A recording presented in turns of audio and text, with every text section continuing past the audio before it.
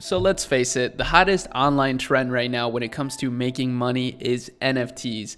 I don't think you can even say the word NFTs without people trying to get you to understand why their JPEG investment is gonna guarantee them financial freedom. So in today's video, I wanna dive a little bit deeper into NFTs and try to understand exactly how millionaires within the NFT market are thinking about this. So I'm gonna be watching a video where NFT millionaires are discussing how to invest $1,000 into NFTs, which I think is a really reasonable amount for people, and I'm sure we'll learn a lot, so let's get it. Crypto punks, cool cats, and Bored Ape Yacht Club. People are making millions of dollars flipping NFTs. And if you're like me, you probably feel like you're missing out or just confused. So in this video, I'm gonna be calling some NFT millionaires and experts to teach newbies like you and me what we should be doing, and is this for real? If I had $1,000 today to buy NFTs, what would you tell me to do? So I would recommend if you had $1,000, you're trying to turn it into like 10 grand, not financial advice, I would go over to Avalanche right now. That's such a classic thing in this niche, not financial advice, even though it all is financial advice, let's be honest. But hold up, this is a good point. And look what NFTs they're making. Or go over to Luna and see what NFTs are, or go over to Harmony. Like, go to these ones that haven't blown up yet. Because the other thing too is there's gonna be so many millionaires and billionaires made within a certain ecosystem. So like the guy who owns FTX, he's not gonna buy a CryptoPunk. That would be like blasphemous, right? Because that's him supporting Ethereum. He's a Solana bull. He's a competitor. He's gonna be like, dude, I'm gonna buy the top tier Solana and make it my profile picture. Like, screw the Bored Apes. And you know, the guy who owns Trader Joe on Avalanche is already doing that. Like, all the people who are making money in these other protocols, they're going to flex their native protocols NFT, not Ethereum. So I would go to one of those ones personally. That's a really good point. So if you guys have been following my crypto content a little bit here, I don't make a lot of crypto content, but I do talk about it from now and again, just from my personal experience. And one of the biggest trends that I see in terms of investing is investing into these other layer one solutions that are competing with Ethereum and have lower fees. They're much smaller in comparison. However, they're getting a pretty exponential rate of adoption, a ton of users. Two of the ones that I've mentioned before are Solana and Avalanche. And that's exactly what this guy's talking about. So he's saying he recommends people to actually start looking into collections on those chains as opposed to Ethereum, because you'll have a bigger competitive advantage. And he's talking about specifically if you have $1,000. So of course this doesn't really translate to everybody. If you have like $1 million, maybe you would buy like a CryptoPunk or something. But in context to someone who's just getting started, he sees the biggest opportunity in other chains. And I think that's a really good point. So like if you have $1,000, you want to be able to get your money good on 3 or 4 projects, you know, $250 each. I'd be tempted to like learn the Solana ecosystem because there's no gas over there. I would say hop into Solana NFTs, get smart on Twitter, just start following influencers, start going back in history, reading all their thought process and how they think about NFTs and how the space has evolved. And then from that, just start targeting a few high profile mints, or, you know, talking to people and networking and seeing what kind of alpha they can give you. Like, by alpha, I mean like, you know, good investment advice that's actionable. Where do you think people should go learn? Obviously, they follow you. I think you're putting out a lot of great stuff about it, man. So you want to go into an echo chamber on Discords and Twitter. Whoa, this guy got Gary V on his video. That's pretty insane. Wow. It's all playing out on Twitter. You put hashtag NFT, you can find a bunch of people to follow real fast. And what you want to do, if you're watching this right now, if you're like, Gary's full of shit, he's just trying to pump that NFT game, or if you're like, he just made some sense to me, let me go into this. You want to follow as many people on both sides of it so that you can then make your own decision. How come you don't mind sharing your name? Because a lot of these other guys are super anonymous. They like, everything is just their JPEG and like, they don't want their name out there. I think like some people want to be anonymous for their privacy. Others may want to be anonymous because maybe they don't want to have to pay up the tax. You know, who knows, right? Why people want to stay anonymous. They all got their own reasons. But for me, since I look at it as like, you know, when I was a kid, I was like, man, I wish I was around when the internet took off or computers took off. I feel like we're in that same space again. And I think there's so much more upside for me to have a public-facing personality. If people knew who I was, you know, they would, you know, find my address, they'd find my Instagram, they'd, I don't know, send some weird shit to my girlfriend, or like show up at my house, you know what I mean? That's a good point. People are just weird. What are you most excited about in NFT world right now? There's a new project coming out. This is actually a good tip, and I'm going to be talking about this on Twitter as well. It's called Dronies, and it's this group of guys. They own like this really dope design agency in LA.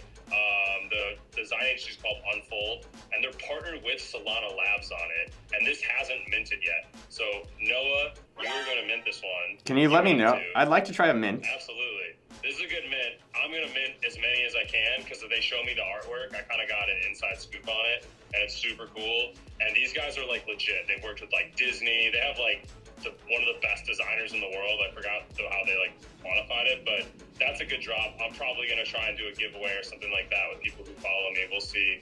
And Neo Tokyo, dude, I think Neo Tokyo is going to be the biggest project on Ethereum. I mean, I'm a little crazy about it, but like I just believe in Elio. That's Alex Becker's project, by the way. So crazy how Alex Becker is now dominating the NFT market. When I found Alex Becker, he was selling like e-commerce programs, like YouTube courses, just a bunch of stuff like that. So it's kind of interesting how he's pivoted into this industry. And Alex, like I think they're putting together something really special.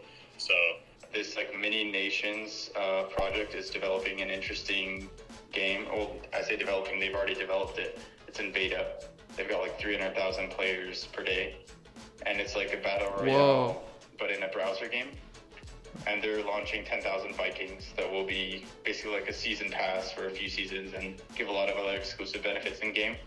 So that was a cool one. Predabra, Pravada. You're basically play these little crab NFTs and you go like mine stuff or you can raid. This all sounds so ridiculous, but I'm sure in like 10 years, we'll look back and think this is so normal. I mean, to a lot of people, this stuff is already really normal, especially if you've had some sort of background in gaming. To me, it's not that crazy to think in terms of like digital ownership, because I already buy skins in video games and stuff like that, but I could totally see how this would literally sound insane to someone who has never had experience with that. Those absolutely exploded. Like I saw, like it's 2 weeks old, and the rare ones are going for like $170,000. It's Internet 99, right this second.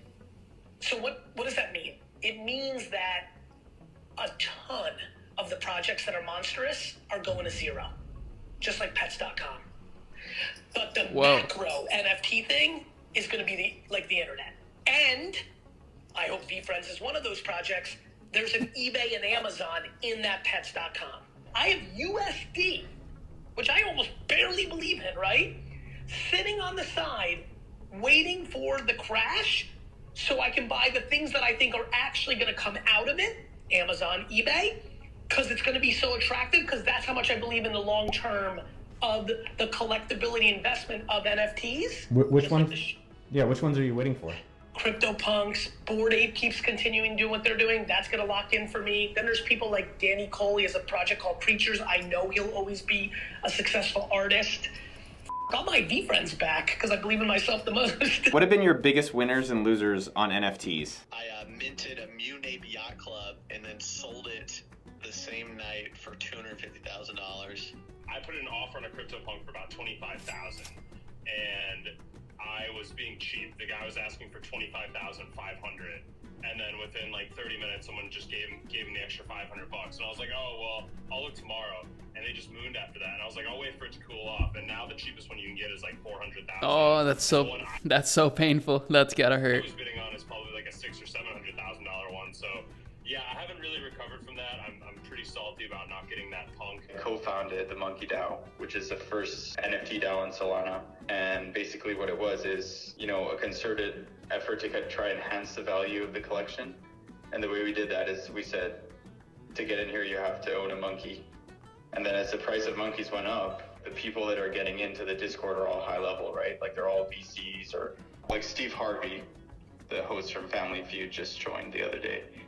So it's a cool dynamic where you can interact with like-minded individuals and all of your incentives are all aligned. Like everyone wants the monkeys to do. See, this is what I've mentioned in videos lately that I think is the biggest upside and opportunity with NFTs is not necessarily the art right now. That's not what's gonna get NFTs to get mass adopted, but the accessibility, like the network opportunities, how it kind of connects people. And he just said it puts people of a certain status, let's say, in the same room together with similar incentives. And that's like pretty amazing.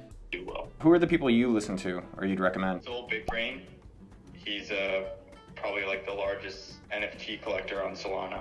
He always puts his money where his mouth is. Like he'll never, recommend something he doesn't own. And Soul Buckets is really good too. I'll tell you what, one of my buddies, Nick O'Neill, he's great at picking them.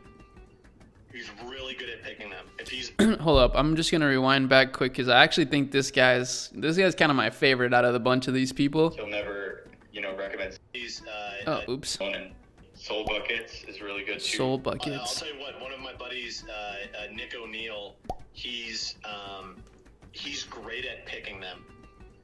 He's really good at picking them. If he's bullish on a project, like he has like an 80 or 90% win rate. He got me into Bored Apes when they were 0.5 ETH.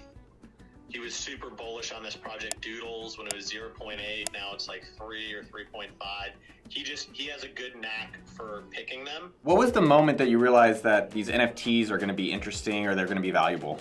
The moment that I really realized that NFTs were legit are when Jay-Z bought a CryptoPunk and then changed his profile picture to his CryptoPunk on Twitter. That's pretty and crazy. It's still there today. And I was like, okay, like even celebrities, once they catch wind that, Bored Apes and CryptoPunks are a way that, they can kind of flex their success, these are going to be huge. And then just in the last week, Jimmy Fallon bought a Bored Ape. He's got 50 million followers on Twitter. That's why they've gone up by about 100% or maybe like 80% in the last week. I bought an ape. Okay, yeah, Bored Apes, yeah. I was gonna say I bought Human One last night for $29 million. Post Malone just bought 2 Bored Apes. Lots of NBA players. Steph Curry owns a Bored Ape. Von Miller owns a Bored Ape. And there's only 10,000 of them. These NFTs are going to gobble up why people buy Rolexes, why people put bumper stickers on the back of their car, why people ante up on Roblox and Fortnite, why people wear Nikes, why people buy BMWs. Humans communicate through the things they wear and buy greater than anything almost out they do, including how they talk. And NFTs are going to eat up that market. And I understood that in January. I was like, oh, this is why Farmville worked. There's weird videos of me talking about digital currency back in 2011 because I'd already seen it. The things that most stand out are mobile. I think the explosion of mobile, and that will continue. And I'll tell you what I'm really passionate about, virtual currency. I'm completely fascinated by what we're willing to do for virtual goods that you can't hold. I think that is one of the biggest upside markets in the world. Whoa, Gary Vee with the crazy predictions. This is a really old video. 2011. This was like, I guess Bitcoin had already been launched by then, but really interesting. And I think that will be a big explosion in 2011. I watched people spend real money on Candy Crush, skins on Fortnite, Roblox, Minecraft. Like, it's all being built. And then I surely know why everyone cared about social media with flexing on Instagram. I'm not much of a collector person, but I did start getting Rolexes, and then my friend recently was like, dude, Rolexes are the same as this stuff. It's just a status. And they're as one form of it. And I was like, oh, that's so interesting. It really is, man. I mean, it's like people used to flex Picassos and Rembrandts and Miros and stuff, right? Like, and now that culture is going away. Like, how do you flex a Rembrandt? Like, okay, maybe you send it to a museum and say, oh, I have a painting at the MoMA. Okay, congrats.